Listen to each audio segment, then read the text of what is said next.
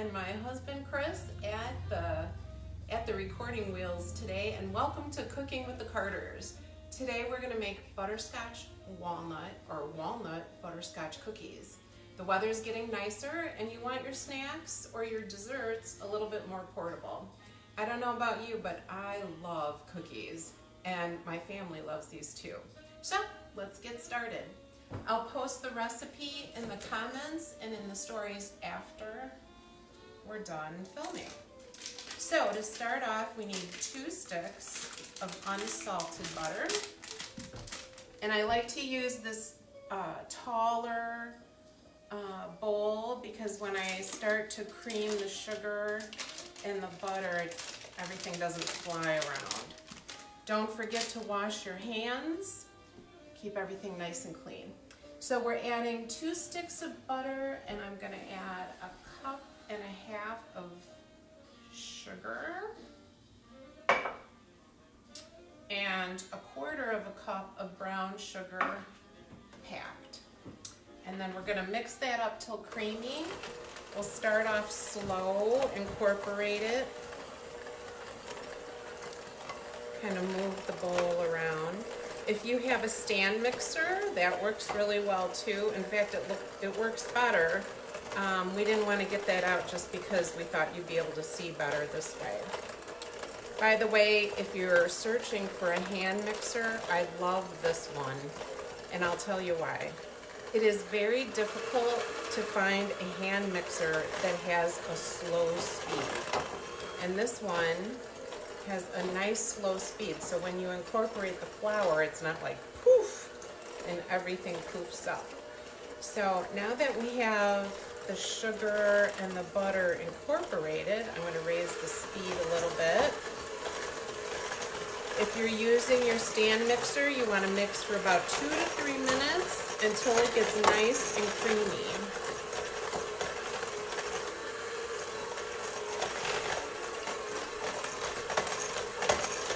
And you can see how it's just becoming more incorporated. Well, Carla said you had a good tip, honey. Thanks, Carla.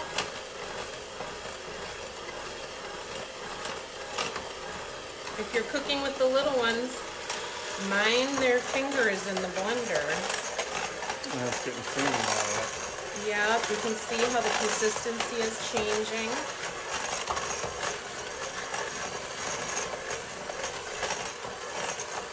Smells good. It does smell good. There is nothing like butter. Okay, so you can see how it's getting much more creamy now and incorporated. Now, I should also mention we started with room temperature ingredients. So the butter was room temperature, and the next ingredients are room temperature as well. So we're going to add 2 eggs. These are from my chickens. I don't know if you can tell, but the egg yolks are much brighter than you would see normally in the grocery store. And I'm also going to add 1.5 teaspoons, and this is homemade vanilla. So after we get the cookies all done, we'll show you how to make that. Oh. And you know, I want to mix this up just a bit. So make sure we got the top on. I got this from my good friend Holly. She made it for me. Homemade vanilla is an excellent gift. So we're going to do, the recipe calls for 1.5 teaspoons, but I love vanilla, so we'll do 2. And we'll talk about how to make that in a little bit. So we've got our 2 eggs, 2 teaspoons of vanilla. We're going to mix that up nice and gentle. Laura Strazer joined us. Well, hello, Mom.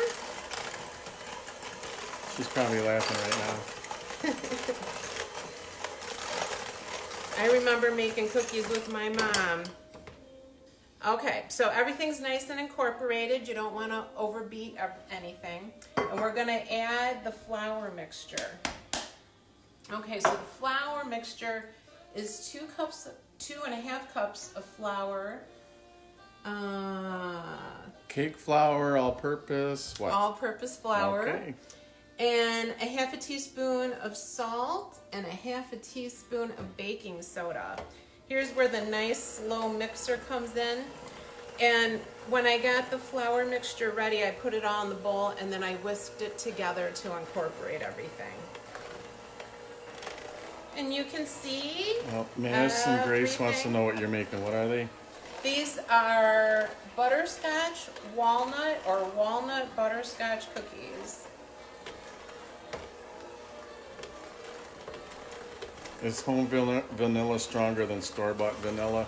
I think so. Yeah, I think It so has too. a better flavor too. That's Yeah. an excellent question. Yeah, because you're using real beans and Yep, who knows what they're making. yep. All right, I'm gonna raise this up just a bit. Make sure I get the bottom of the bowl there. Okay.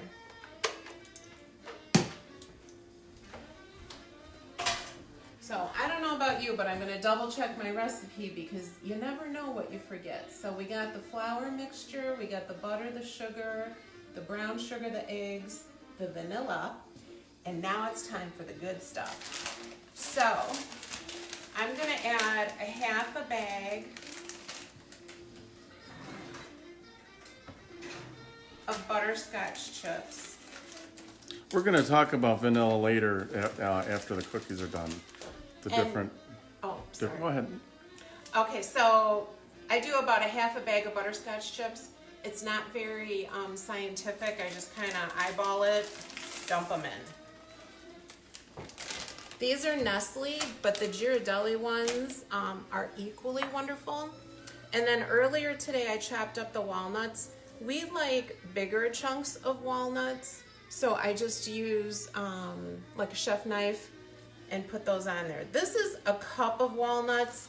I'm gonna add maybe about 3/4 of a cup, and then I'm gonna mix that up because I wanna kind of look at the texture.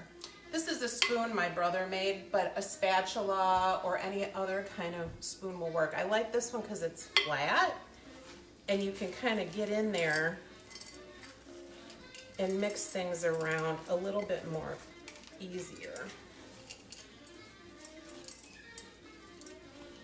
And what we want is just to kind of equally distribute those butterscotch chips and the walnuts. Now, these are not going to be flat cookies. I know everyone has very specific cookie requirements. So I like a cookie that's chewy. I don't like them hard and crunchy. So you can get a hard crunchy cookie by cooking it longer. These are gonna go on a cookie sheet. Let's see, let me move everything around here. So I'm gonna drop the dough on the cookie sheet in teaspoon sized shapes. And this is, I forget what these are called. It's like a Silicone it's liners like or a baking, something. a Yeah. baking sheet, but you can use parchment paper too. I find it helps with the baking. And then my spoon. So I just use a regular teaspoon. I've tried using Ice cream scoops. ice cream scoops, you know, all that kind of stuff, and I just find, you know, the good old-fashioned way with a teaspoon is good. This recipe makes about 3 dozen cookies, depending on how big you make them. I think I can get about a dozen on this sheet, and they don't spread. So we've already made 2 batches today. And the other thing, what I'm gonna do with this sheet is I'm gonna freeze it.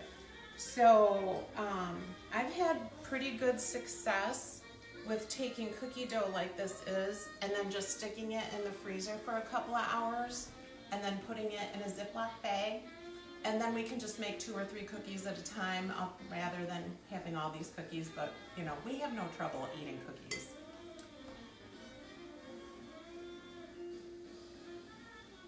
So These will go in the 350 oven for about 14 to 15 minutes. And like I said, I like a soft cookie. So if you want them a little darker and a little harder, that last cookie I made needs a little bit more. Okay, if you want them darker, crunchier, just cook them a little longer, but keep an eye on them.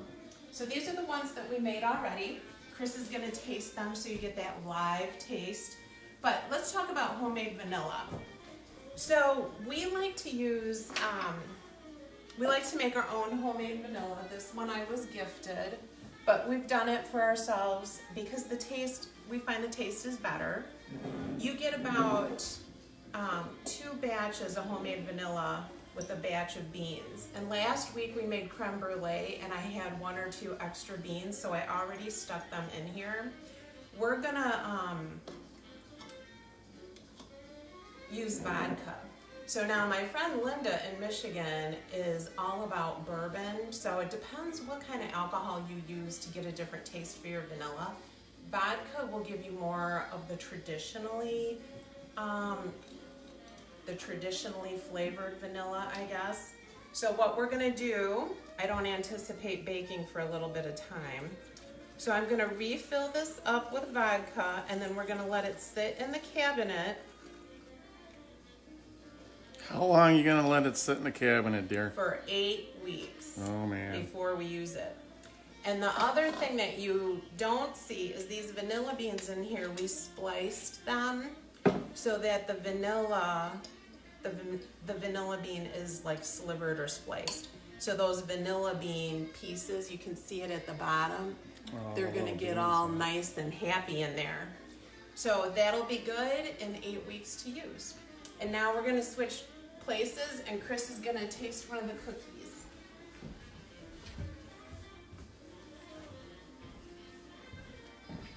All right, let's get one of these. Normally I'm a dunker, but these don't need to be dunked. They're pretty good, pretty moist. Crunchy on the outside, nice and soft in the middle. Good taste. Very good. Very good. That's all I got. Okay, what are we making next week, honey? Oh man, jalapeno poppers, bacon wrapped. Should be a good one. Have a good week, everyone. Stay Thank you. safe and healthy. Thanks for joining us.